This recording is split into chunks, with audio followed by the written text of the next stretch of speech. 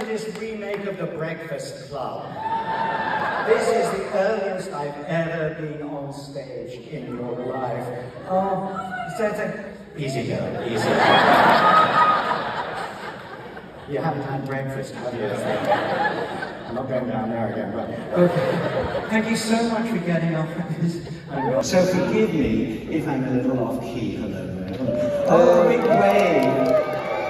Oh, wait a minute, particularly the big wave over here. Now look, here's the thing. I may pass amongst you, okay? No touching, okay? Of course. So, thank you. Behaviour. Lovely t-shirt. But the funny thing about this wonderful convention is, sir, would you stand up, please? And would you, just, if you're going to stand right here, sit down. Can we just pan to your left, please? Okay, we're going to pan, we're going to move to the, so we'll take it. Okay, I'll tell you this.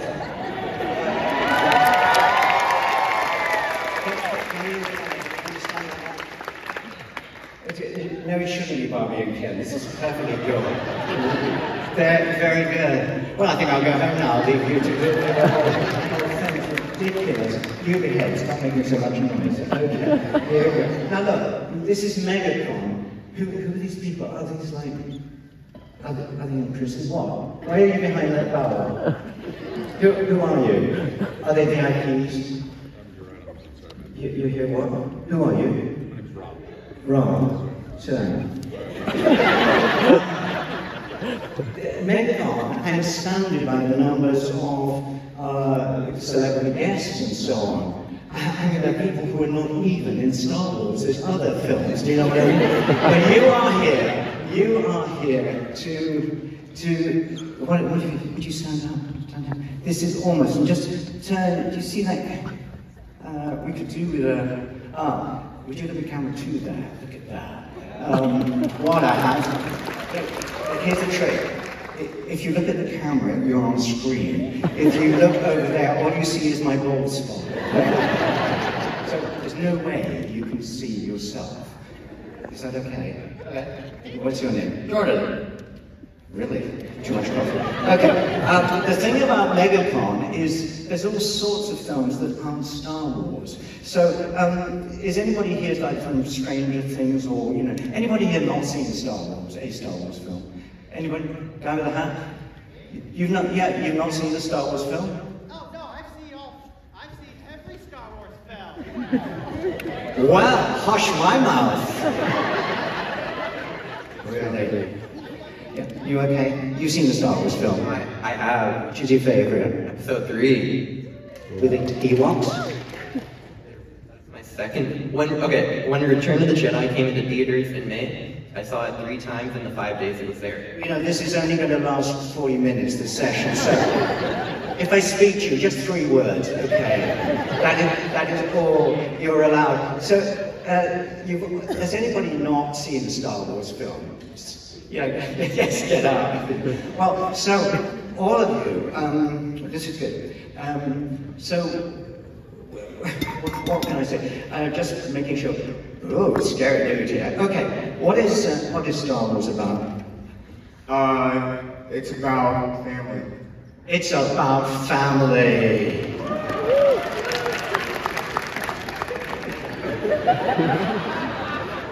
What do you think Star Wars is about?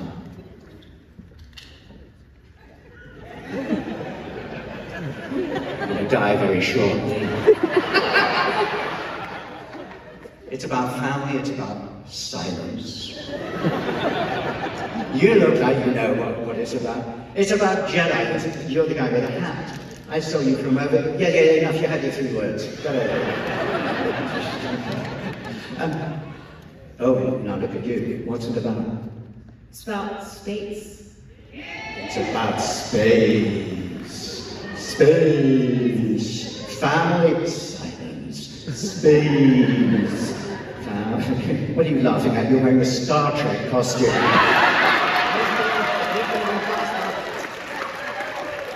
And it's to let anybody in here. It's ridiculous. I said Star Wars fans only. Okay, young lady, what is Star Wars about?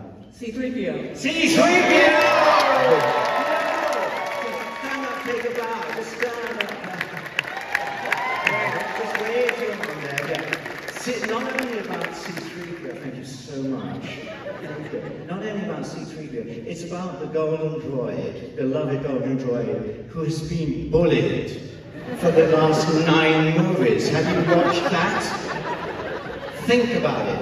Think how just people mistreat him and ignore what he says. And he is the most faithful, beloved character in the whole movie.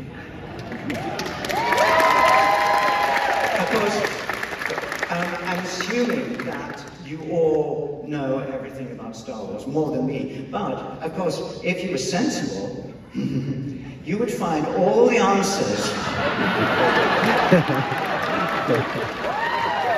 All the answers to your questions in this famous work of non-fiction. I am C-3PO, the inside story. And this is my close-up.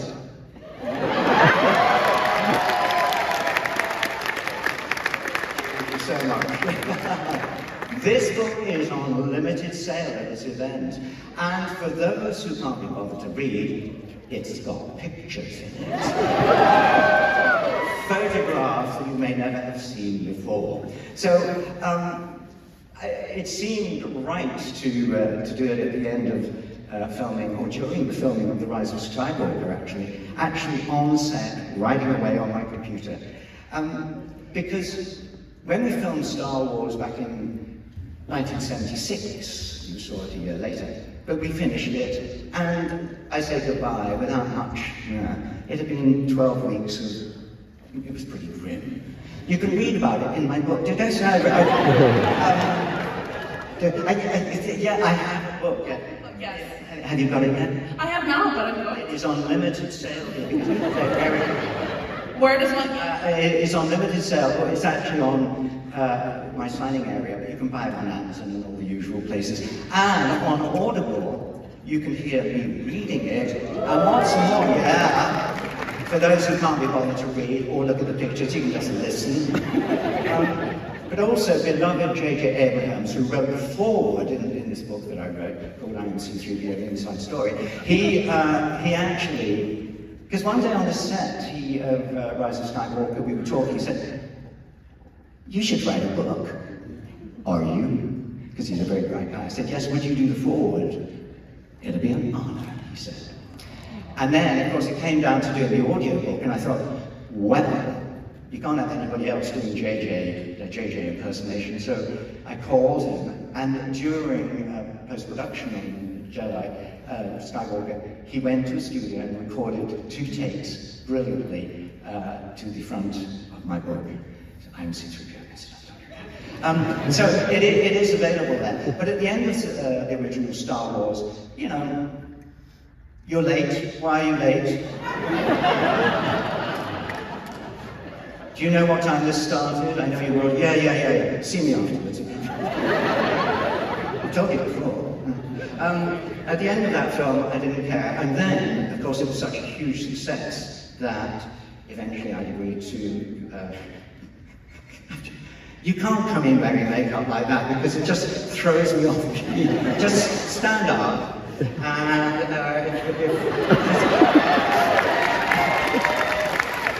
that isn't a Star Wars character. Sit down. So there we go, we made episode 5, and then we made episode 6, and I said, bye-bye. Bye-bye. Years passed. And then they came and said, we're making episode 1, 2, and 3. And at the end of 3, I said, bye-bye. And then a few years passed, and they said, we're making 7, 8, 9. And at the end of that, I knew that was the end. And so I got to admit, it's in the book. Yeah, I did. Mentioned that I'd written a book, didn't I? At the end of it, I had to say that my last day on The Rise of Skywalker was a little tearful for me. I tried to be British and I did. It was tough. And then, of course, we made all the other films. And then the other day, well, a year ago or whatever, suddenly they ring me up and would I be in an episode of Ahsoka? I was so thrilled to be asked. And I had the most wonderful time out there in Southern California, in this beautiful studio. And then anybody see that? It's fun. I mean, it's got to be the best episode of Ahsoka ever.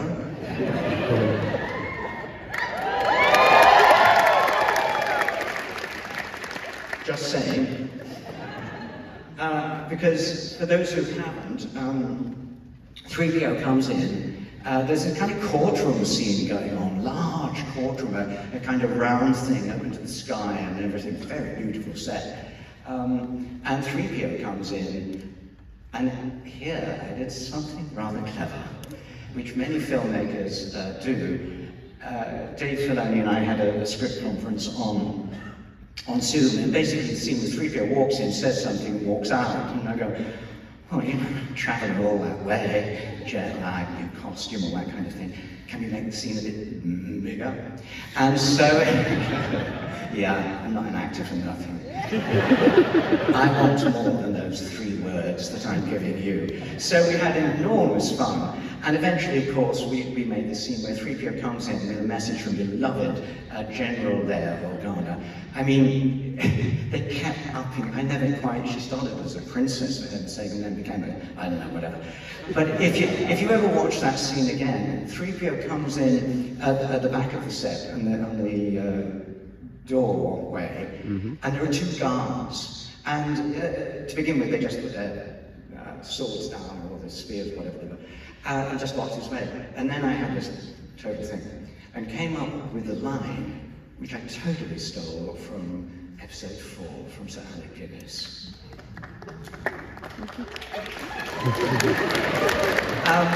Because there's so if you listen carefully, you hear me go, you don't need to see my identification.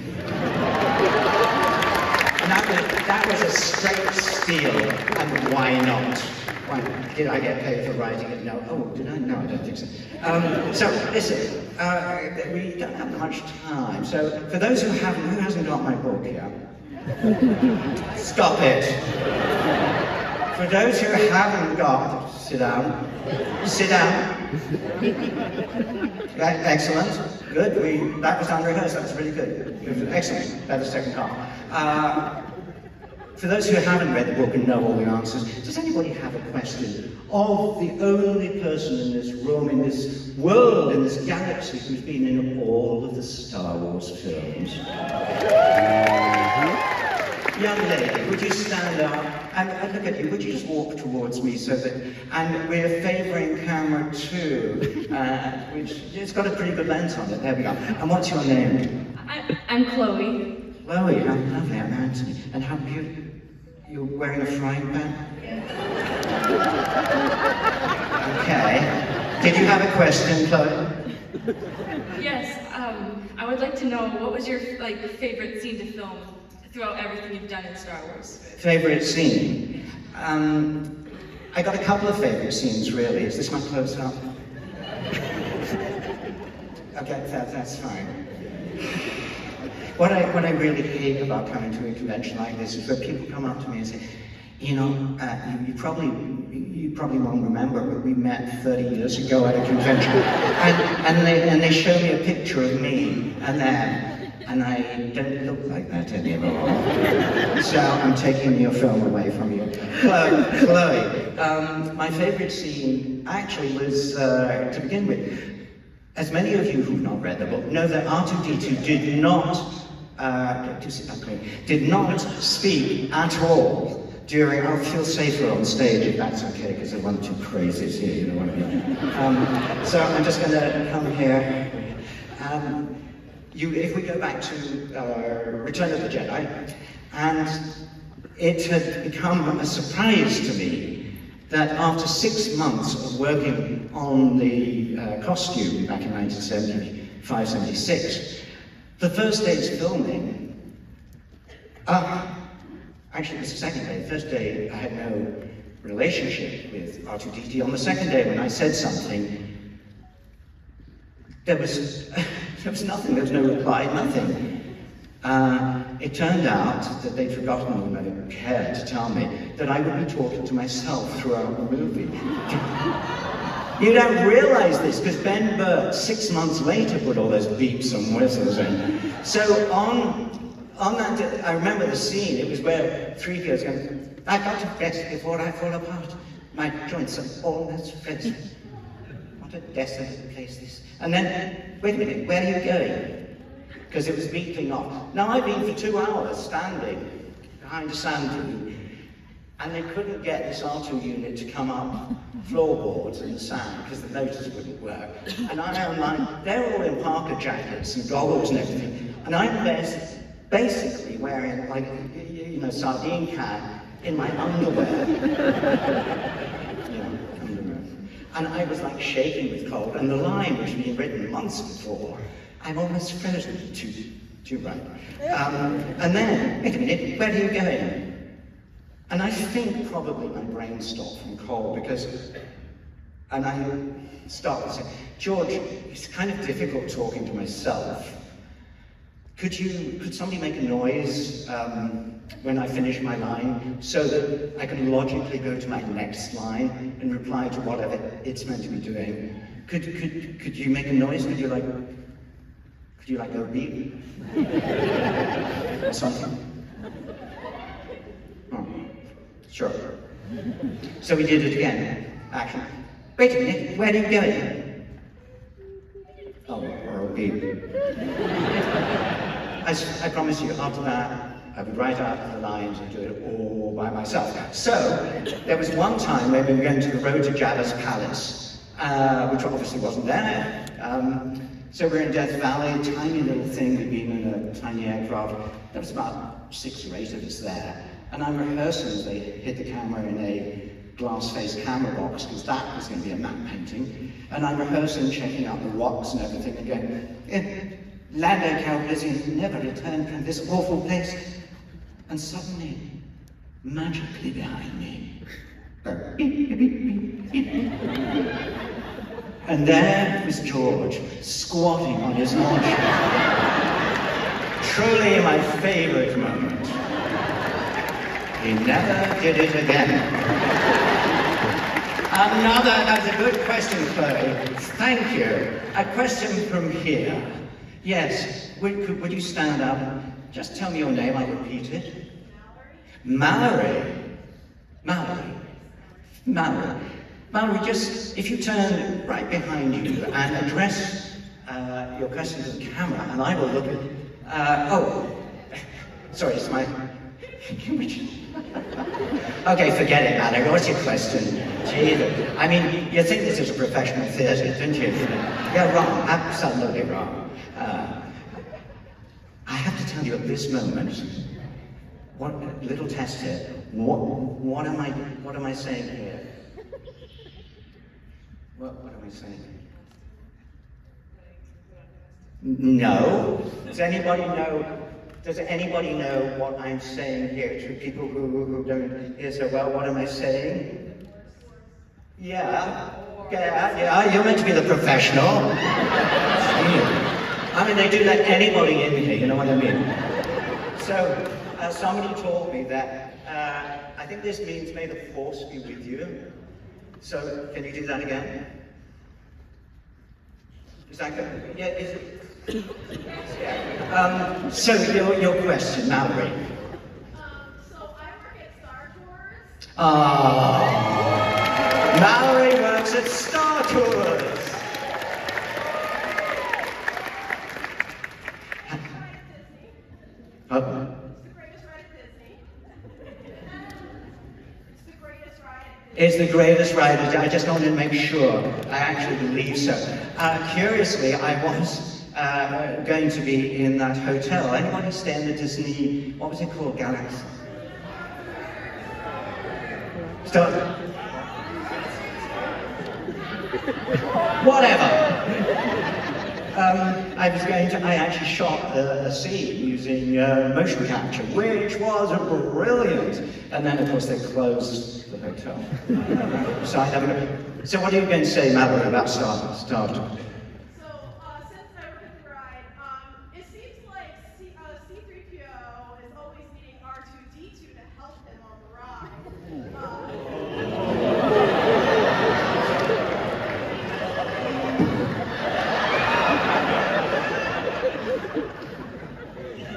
By the way,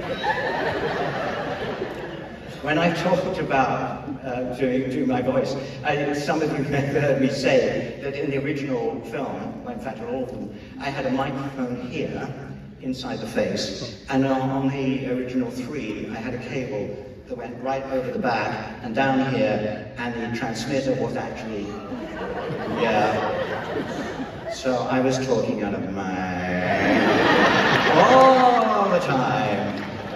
But that is Hollywood, you know what I mean, isn't it? Yes, but you've had your what? The question is, do you think you'll be in any of the newer scenes that we're going to be? Would I be in any of the newer scenes in Star Tours, The Adventures Continue? It is, if you read my book. It is in there because it is probably the second best job I ever had. The first one being Star Wars in Concert. Anybody see Star Wars in Concert? Yes! The best job. Star Tours is a joy.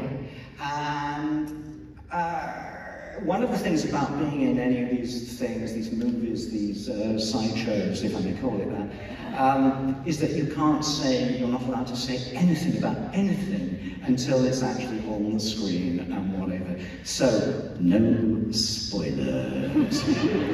But it is truly one of my favorite jobs.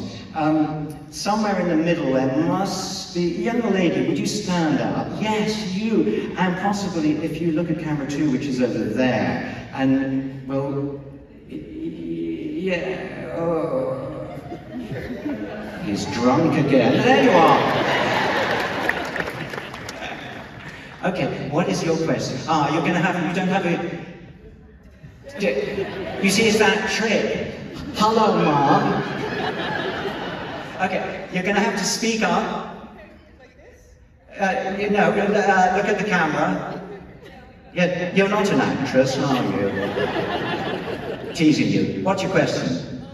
So I noticed that the actual suit kind of looked like you. Was it designed after you? The suit looks like me.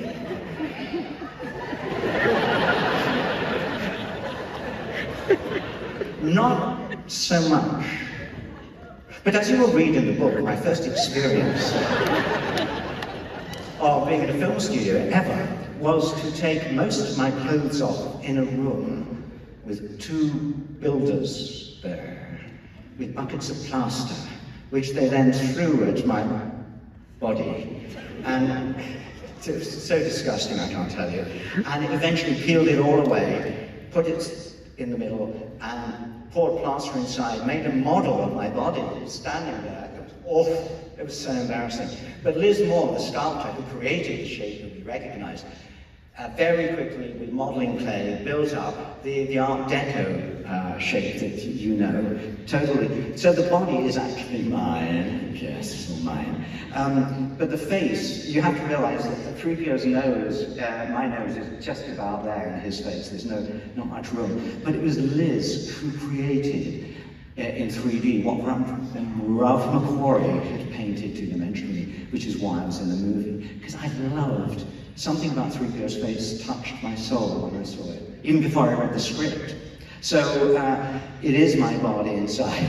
The only trouble is that bodies tend to flex and give, and you know, squish a bit here, it comes up there. If you're encased in metal and fiberglass, it don't work so well. You know that, yeah, come on. Another question. Yes, so would you stand up? If you can find that camera, it's got a very, yes. And we're taking a gentle zoom. Oh, look at that. Yeah, I'm good. Yes. Look at that handsome guy. And would you speak up because we can't afford a microphone? Do I own my own suit? Are you crazy? It's frankly, it's not. There are 2 things of Star Wars in our home. My wife Christine here. Because we don't live in a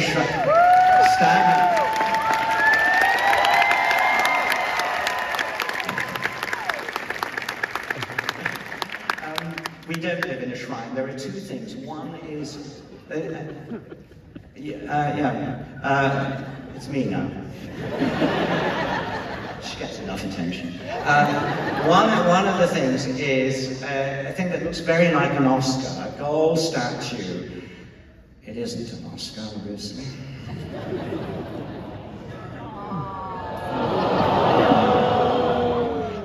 It's a present from Lucasfilm for 40 years hard labor.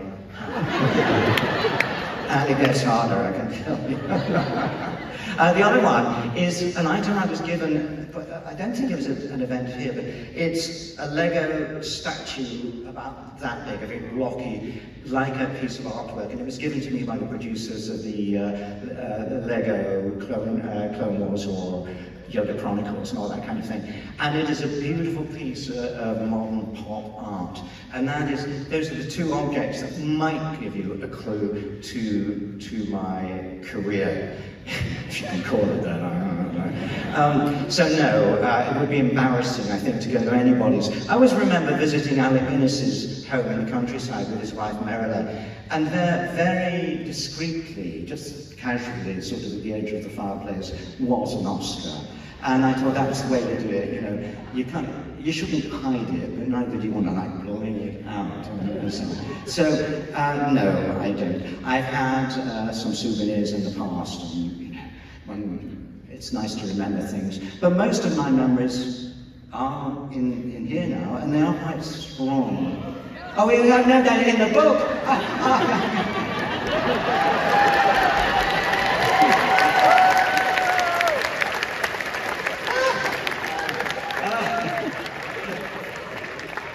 You're not getting paid, you know.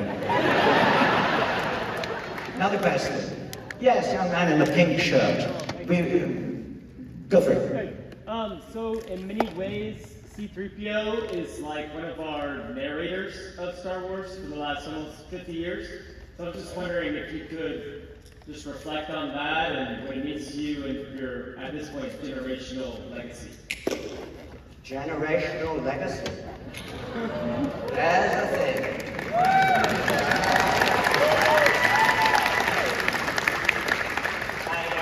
I was getting into trouble because I kept referring at Disney events that I was a heritage player.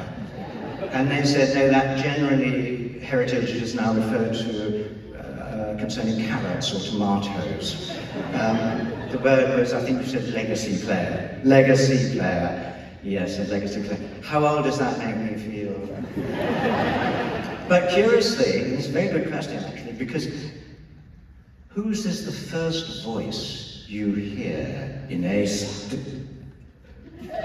I didn't ask you to read the line, I just said, stand up. Take this microphone, and if you don't say the whole of that scene...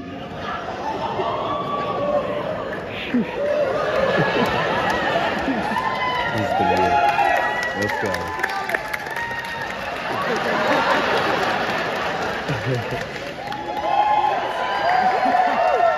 Did you hear that?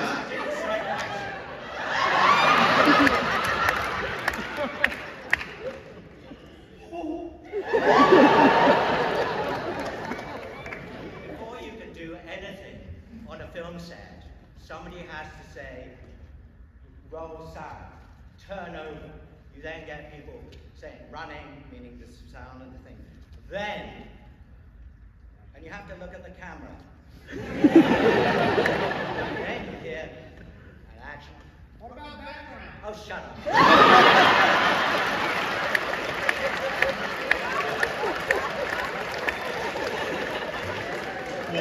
Smart ass. It was him. Snake. Okay, you're absolutely right. Because when you see a movie, if they're a background, and yes, you're right, there was background, there were some soldiers going in the past. Yeah, right. I was forgetting that, my bad. Okay, here we go. Background action, no, turn over, roll sound, background action, and action. Did you hear that? We'll be blown to kissing.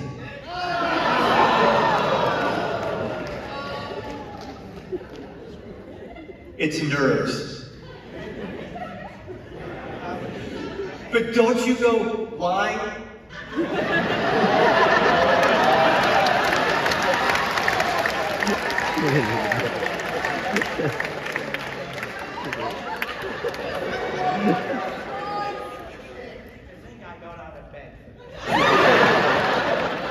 You've been up for 8 hours. Did you hear that? Next line. Did you hear that? Never be done that. And all the time, film at that point, celluloid is very expensive. Camera. And there's 100 people waiting for you to get the line right. Okay. And take 2, background action, rolling, and action. Did you hear that? Line.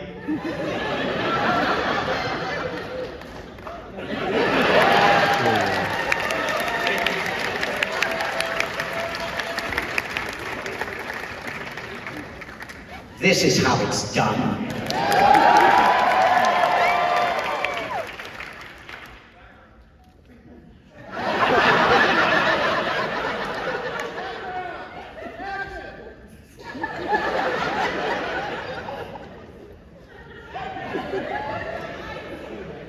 First of all, you have to have the intention.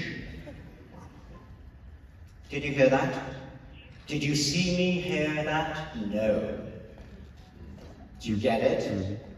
This is called acting. So first of all, I heard something. Did you hear that?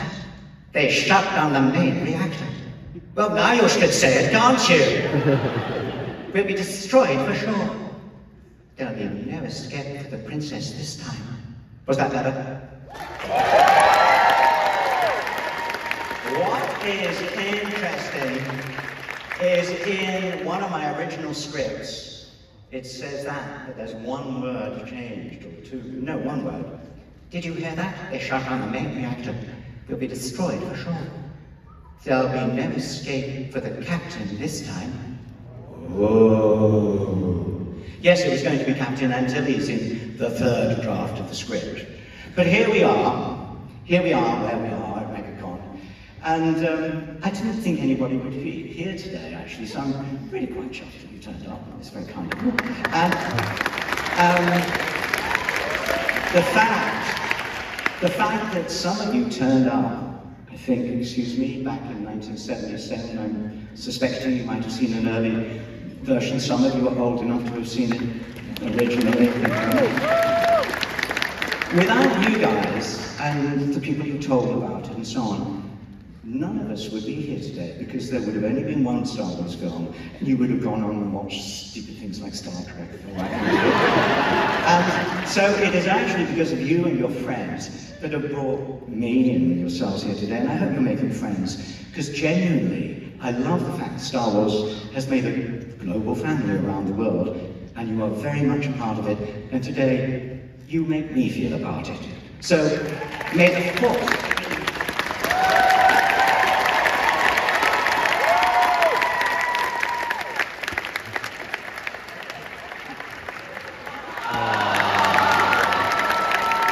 Ha ha ha.